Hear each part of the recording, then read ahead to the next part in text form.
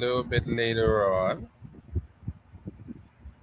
This is a quick teaser. It's called The Ancient Egyptian Cosmology Vignette. First visual evidence of the Milky Way entrance and coffin depictions of the sky goddess Nut. Or Gore. Right? Ah, okay, let's make it bigger. I want to see how. Right. If you guys can see it, let me know if you guys can see it or not. Let me know if you guys can see it or not. If there's anyone in there. So, you guys, I don't know if you guys are seeing it or not.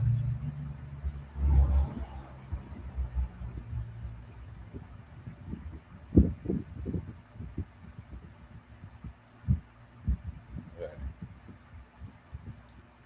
All right. Let me know if you guys are seeing it or not.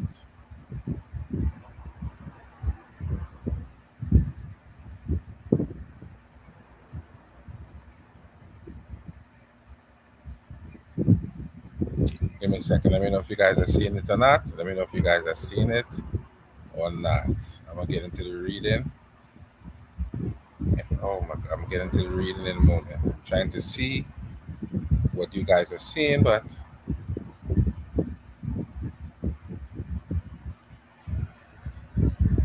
give me a second.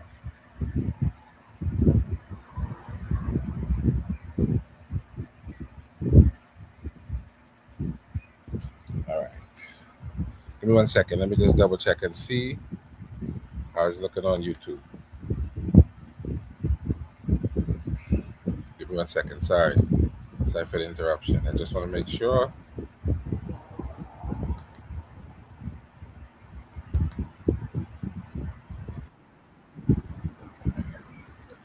Beautiful. All right. There we go. All right. Let's go ahead. Let's get into it. Just do a little quick teaser. Abstract. Here I test the long held assumption that the ancient Egyptian sky goddess Nut represented the Milky Way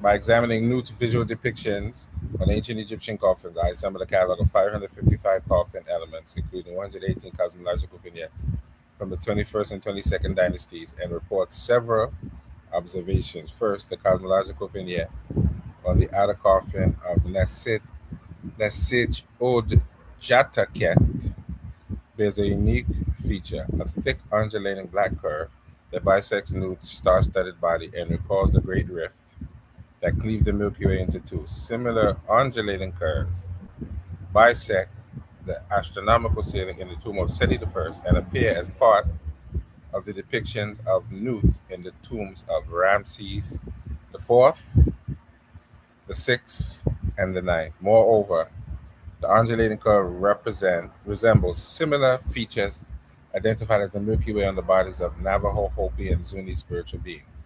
Hence, I argue that the undulating curve is a visual representation of the Milky Way and that it supports a previously suggested identification of Mer Necker winding waterway as the galaxy's Egyptian name. Moreover, the rarity of this feature strengthens the conclusion reached by Graor 2024a. Though Nut and the Milky Way are linked, they are not synonymous. Instead of acting as a representation of Nut, the Milky Way is one more celestial phenomenon that, like the sun and stars, is associated with Nut in her role as the sky. Second, Nut's body is decorated. Second, Nut's body is decorated with stars in only a quarter of the cosmological vignette, suggesting that the Egyptians of the 21st and 22nd dynasty may have had a marked preference for the day sky over the night sky. Finally, I discussed the interplay between Nut's cosmological vignette and full-length portraits inside coffins from the New Kingdom of the Roman period in the context of Nut's combined cosmological and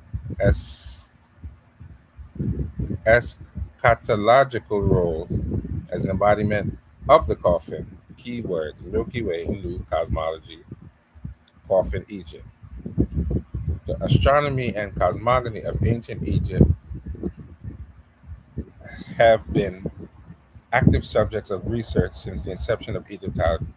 For a recent review, see Belmonte and Law 2023. Several independent cosmogonies developed in different parts of Egypt: Heliopolis, Memphis, Thebes, Hermopolis, and Esther. For detailed discussion, see Belmont and Law 2023. Give me a second. In the Heliopolitan model, the world is surrounded by abyss of endless inert water, which is the noon. Out of the noon, out of this episode, out of the noon, the god of Tum created himself. He then created Shu and Teftu, the god of the atmosphere and the goddess of moisture, both siblings and lovers. Shu and Tefnu gave birth to Gebennut, earth and sky. In turn, Gebennut gave birth to the brothers Osiris and Set, and the sisters Aset and Nebuhet. Together, these nine Necha or Pasejet are referred to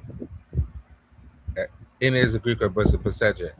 Through different cosmogonies and deities came and went out of fashion throughout Egyptian history. The gods of the Pasejet remain important figures in Egyptian spirituality and cosmology. Various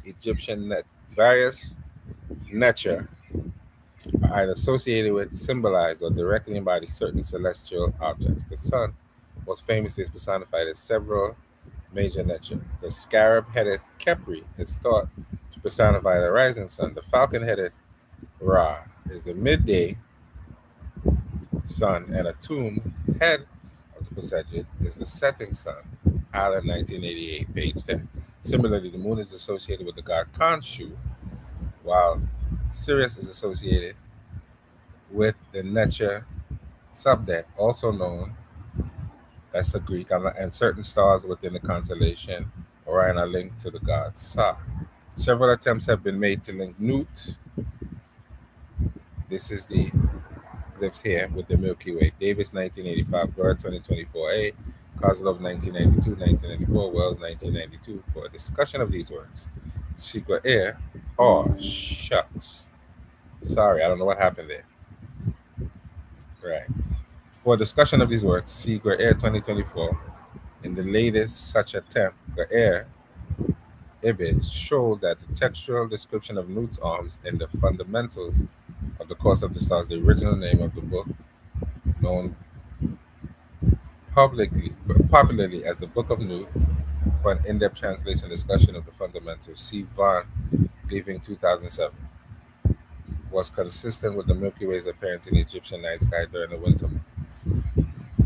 Air 2024a also noted that Nut's role in the transition of the deceased to the afterlife, as described in spells from the Pyramid text and Coffin text, and a link to the annual bird migration, as described in the fundamentals, was similar to the roles attributed to the Milky Way by other cultures. For comparative studies of the Milky Way among different cultures, CEG Barakin 2010, Earth 2024, Krupp 1991, 1995, Labuf 1996. The main point made by Air, as opposed to previous works, was that while Nut and the Milky Way may have been linked, they were not synonymous with each other. Instead, Air suggested that the Milky Way served as a figurative marker of Nut's existence as the sky, highlighting her arms during the winter months and her torso or backbone during the summer. So, I'm just doing a little teaser for you guys to keep you guys interested. So if you guys come back later on today, you'll get more. So ladies and gentlemen, have a blessed and wonderful morning.